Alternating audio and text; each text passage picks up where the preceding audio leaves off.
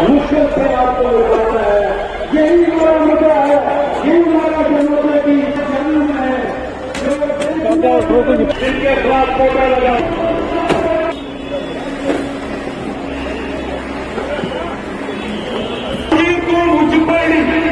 आजाद साहब आगे बढ़ो, आजाद साहब आगे बढ़ो,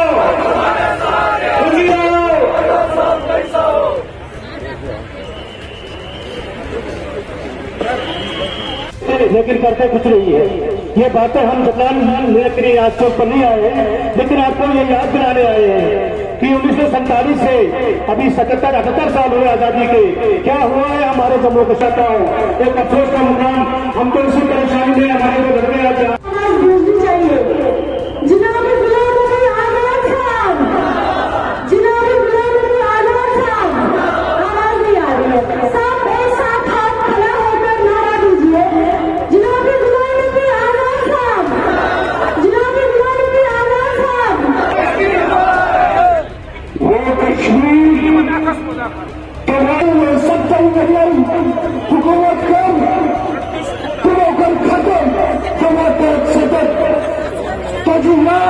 हमें मोहतरम हाजी मुसद्दिक साहब जो हमारे हाजी मुसद्दिक साहब, मेरे उस खुदा ने आज खोली ये एक भी मुलाजिम नहीं लगा सके। आज 5.5 लाख लोग के शायद वो आजाद साहब का इंतजार। इसी जगह हमने अपनी पार्टी की मीटिंग की थी। इस दफा चाहते थे हम कि दूसरी जगह कहीं हो,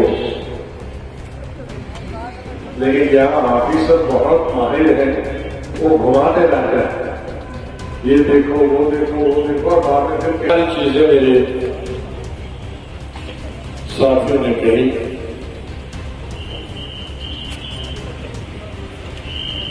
गुज़िश्ता 6 वर्षों से हम इंतजार कर रहे हैं कि स्टेट में असेंबली के इंतखाबात हो। मैंने नई चीजें तो बताई, अनएम्प्लॉयमेंट, बेकारी, ड्रग्स, आज के मसले तो ये है। बाकी स्टेट में किसने क्या दिया उसकी कैबिनेट में सब दर्ज है। आप आरटीआई निकालो, आपको मालूम पड़ेगा कैबिनेट कब बनी है। आजाद साहब, 1 साल से ये राजौरी से शुरू हुआ, बीच में एक लल था 4-5 साल का, और मैं कभी कभी कहता भी था, लोग कहते थे आप गवर्नमेंट की तारीफ करते हो। मैंने कहा नहीं, गवर्नमेंट की जितनी कमियां हैं वो तो ढेर है, पहाड़ है। लेकिन 1-2 चीजें अच्छी गवर्नमेंट ने की थी कि मिलिटेंसी बिल्कुल खत्म हुई थी, स्टोन पेल्टिंग खत्म हो गई थी और हड़तालें खत्म हुई थी। बाकी एम्प्लॉयमेंट वगैरह के बारे में तो नाकाम हुई ये सरकार। बेकारी और बेरोजगारी बहुत बढ़ गई, डेवलपमेंट है ही नहीं। ये चीजें नेगेटिव चीजें हैं इस सरकार की।